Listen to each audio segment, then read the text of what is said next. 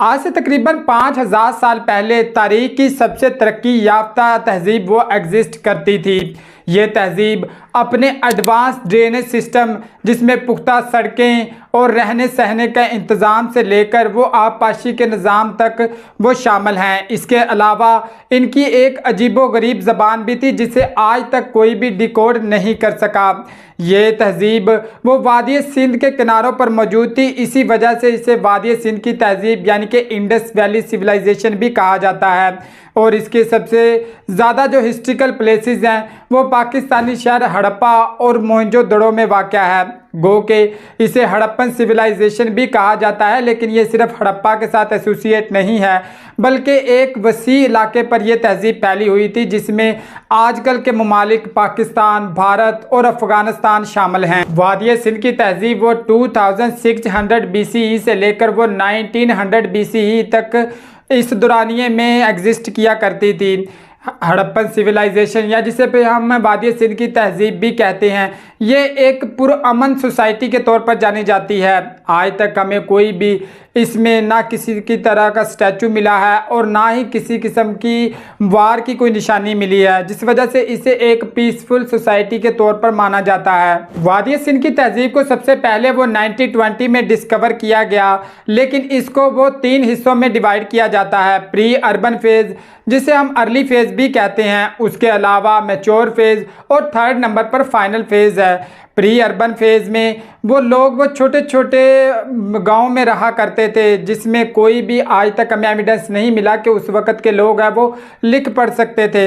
लेकिन बाद में यही छोटे छोटे गांव ही इवॉल्व होके वो बड़े शहरों में तब्दील हुए। ये लोग दरियाए सरस्वती और दरियाए सिंध के किनारों पर रहा करते थे, जिसका पानी इन्हें इरिगेशन और ज़राअत के शोबों में वो काम आता था। अराउंड 2600 BCE में ये सोसाइटी है वो इवॉल्व होके प्री अर्बन से वो मैच्योर फेज़ में दाखिल होती है और यही छोटे छोटे जो गांव थे वो कन्वर्ट होके बड़े शहरों में तब्दील हो जाते हैं, जहां वेल प्लान्ड सिटीज़ और इसके अलावा स्ट्रीट्स और ड्रेनेज सिस्टम के निज़ाम भी मुतारफ़ करवाया जाता है। इसी वजह से ही इसको एडवांस सिविलाइजेशन के तौर पर देखा जाता है। इसके बाद वादी सिंध की तहजीब का वो फाइनल दौर आता है जिसे फाइनल फेज़ भी कहा जाता है। इस दौर में ये जो तरक्की याफ्ता तहजीब थी वो बिल्कुल फेड हो गई और अराउंड 1900 BCE से लेकर वो 1300 BCE तक ये तमाम जो ड्रेनेज सिस्टम है वो भी तबाह हो गया और लोग यहाँ पर जितने भी सिटीज़ आज तक दरियाफ्त हो गए यहाँ से छोड़कर कहीं और पर शिफ्ट हो गए और इसी वजह से इसकी जो स्ट्रेंथ थी यानी कि तरक्की याफ्ता तहजीब होना वो ही फेड हो गए। आज तक वादी सिंध के 1500 से ज़ायद प्लेसेस हैं वो दरियाफ्त हो चुकी हैं और ये तकरीबन 1.25 मिलियन स्क्वायर किलोमीटर के रकबे पर फैली हुई ये तहजीब है,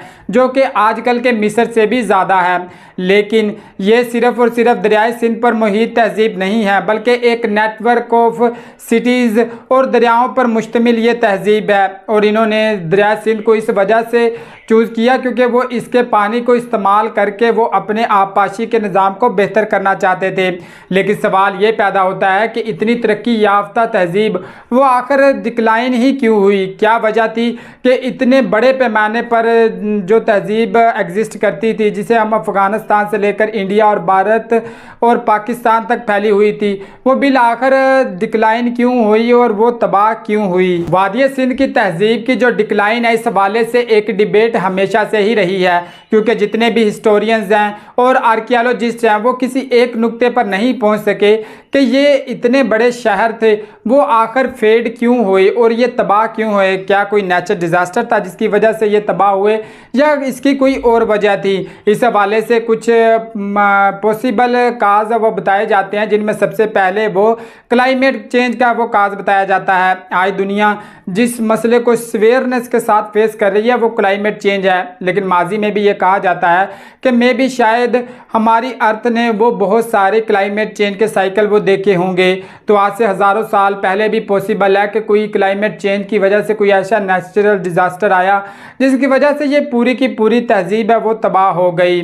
लेकिन ज़्यादातर जो हिस्टोरियंस हैं और आर्कियोलॉजिस्ट हैं वो इस बात पर बिलीव रखते हैं कि नेचुरल डिज़ास्टर या फिर क्लाइमेट चेंज की वजह से ये डिक्लाइन नहीं हुई, बल्कि ये इवेंचुअली एक्चुअली ग्रेजुअली ये डिक्लाइन हुई है इसकी, यानी कि ये स्टेप वाइज इसको डिक्लाइन हुआ है। और इसमें सबसे बड़ी जो वजह है वो है माइग्रेशन, लोग यहाँ से छोड़कर वो दूसरे इलाकों में जाना स्टार्ट हो गए, जिसकी वजह से इस तहजीब की जो एग्जिस्टेंस है वही ख़तरे में पड़ गई और इसकी रवायात और तरक्की याफ्ता होने की जो वजूहात थी वो भी ख़तरे में पड़ गई थी। लेकिन ये ज़रूर कहा जाता है कि ये ओवरनाइट या कुछ ही दिनों में तबाह नहीं हुई, बल्कि ये gradually Aahista Aahista step wise ये तहजीब अपने इख्तिताम को पहुंची।